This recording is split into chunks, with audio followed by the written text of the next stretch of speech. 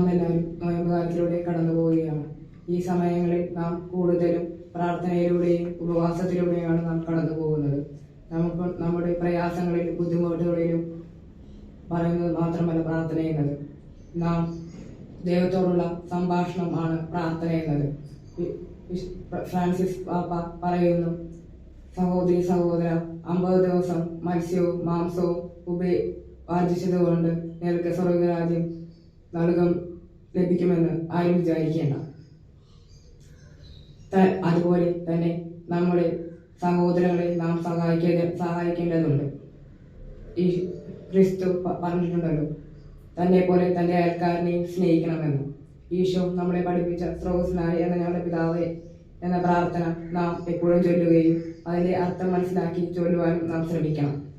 ഈശോ പറഞ്ഞിട്ടുണ്ട്, നമ്മുടെ മറ്റുള്ളവരുടെ തെറ്റുകൾ നാം ക്ഷമിക്കുമെങ്കിൽ പിതാവ് നമ്മുടെ തെറ്റുകൾ നമ്മളോട് ക്ഷമിക്കും. നാം മറ്റുള്ളവരുടെ തെറ്റുകൾ നാം ക്ഷമിക്കുന്നില്ലെങ്കിൽ പിതാവ് നമ്മുടെ തെറ്റുകൾ നമ്മളോട് ക്ഷമിക്കുകയില്ല. ഈ നോയമ്പകാലത്ത് നമുക്ക് മറ്റുള്ളവരെ ക്ഷമിക്കുവാനും അവരെ സ്നേഹിക്കുവാനും അവരോടൊപ്പം കഴിയുവാനും വേണ്ടി നമുക്ക് ഈ നോയമ്പകാലത്ത് പ്രാർത്ഥിച്ചൊരുങ്ങാം.